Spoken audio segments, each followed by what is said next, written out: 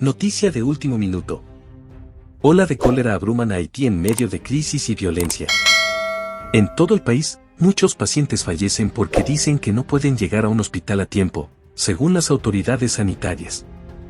El sol caía sobre Stanley Joliva mientras el personal médico de una clínica al aire libre de Haití se arremolinaba a su alrededor, bombeando aire a sus pulmones y dándole compresiones en el pecho hasta que falleció. Cerca, su madre observaba la escena.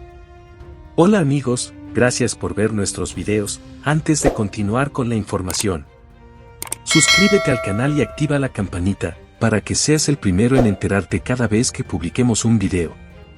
Muchas gracias. Continuando con la información. Solo Dios conoce mi dolor, dijo Villiene en Fan.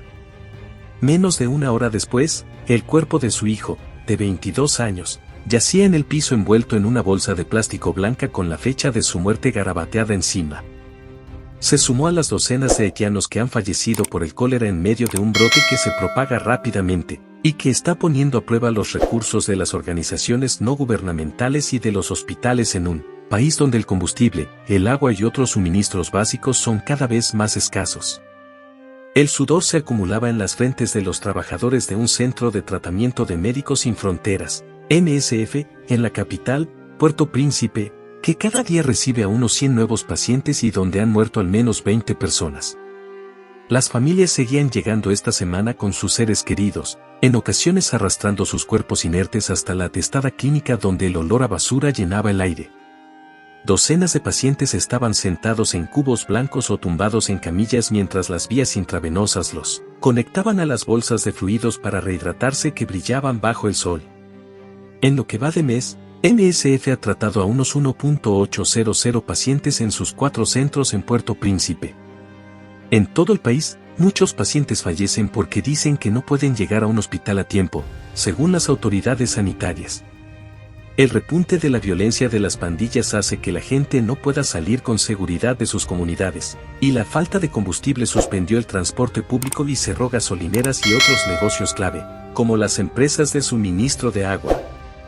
Enfant se sentó junto al cuerpo de su hijo mientras recordaba cómo Joliva le contó que se sentía mal a principios de semana. Le había advertido tanto él como a sus otros 2 hijos que no se bañasen ni lavasen la ropa en las aguas contaminadas por los desechos residuales de un arroyo cercano a su vecindario, la única fuente de agua para cientos de personas en esa zona.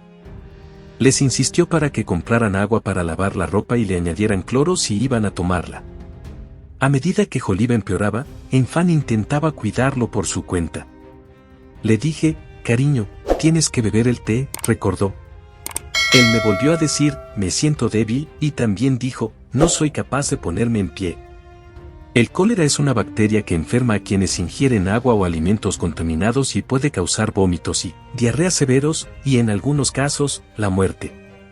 El primer gran contacto de Haití con el cólera ocurrió hace más de una década, cuando los cascos azules de Naciones Unidas llevaron la bacteria al mayor río del país a través de las aguas residuales de su base. Cerca de 10.000 personas fallecieron y miles más enfermaron.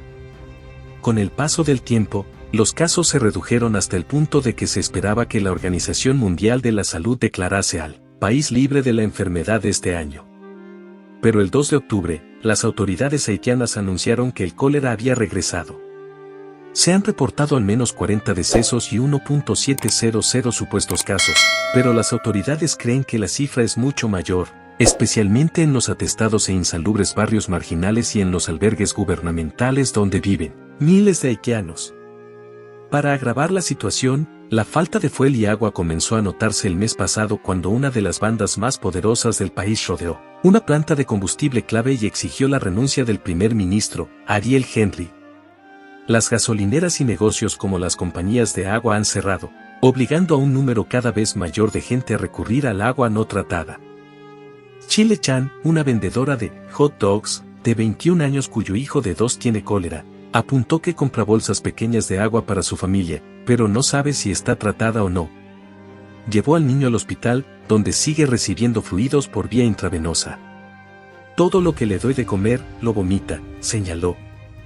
Chan era una de las docenas de madres que buscaban tratamiento para sus hijos una mañana reciente. La historia de Lauriol Chantal, de 43 años, era similar. Su hijo de 15 años vomitaba nada más terminar de comer, lo que hizo que lo llevase a un centro de atención. Mientras estaba allí, el joven, Alexandre François, le indicó que tenía calor. Me dijo, mamá, ¿podrías llevarme fuera para lavarme o echarme agua en la cabeza?, dijo. Ella accedió, pero de pronto se le desplomó en sus brazos. El personal corrió a ayudarla. La mitad de los casos de cólera que se registran en Haití se dan entre menores de 14 años, según UNICEF, y las autoridades advirtieron de que los crecientes casos de desnutrición grave hacen que los niños sean más vulnerables a la enfermedad. La pobreza ha contribuido al deterioro de la situación. Cuando no se puede obtener agua potable por el grifo de tu propia casa, cuando no se tiene jabón ni pastillas para purificar el agua y no se tiene acceso a los servicios sanitarios, es posible que no se sobreviva al cólera ni a otras enfermedades transmitidas por el agua, manifestó Bruno Maes, representante de UNICEF en Haití.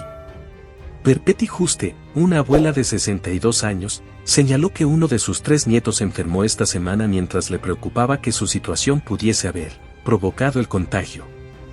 Pasamos muchos días sin comer, no puedo mentir, dijo, nadie en mi casa tiene trabajo. Juste, que vive con su esposo, sus 5 hijos y 3 nietos, trabajaba como limpiadora en casas hasta que los propietarios se fueron del país. La creciente demanda de ayuda está agotando los recuerdos de MSF y de quienes tratan de atender a los pacientes con una cantidad limitada de combustible. Es una pesadilla para la población y también para nosotros, aseguró Jean-Marc Piquet, coordinador de proyectos de la ONG. Tenemos combustible para 2 semanas más. La vida se ha paralizado para muchos haitianos como Enfant, que llora la muerte de su hijo. Quiere enterrarlo en su ciudad natal, Les Cas, en el sur del país, pero no puede permitirse los 55.000 gurs, $430, que le costaría el traslado. Enfant se quedó callada y miró a lo lejos mientras seguía sentada junto al cuerpo de su hijo, demasiado conmocionada para levantarse, dijo. Recuerda regalarnos un like y suscribirte, así nos ayudas a seguir creciendo. Nos vemos en el próximo video. Dios te bendiga y te guarde.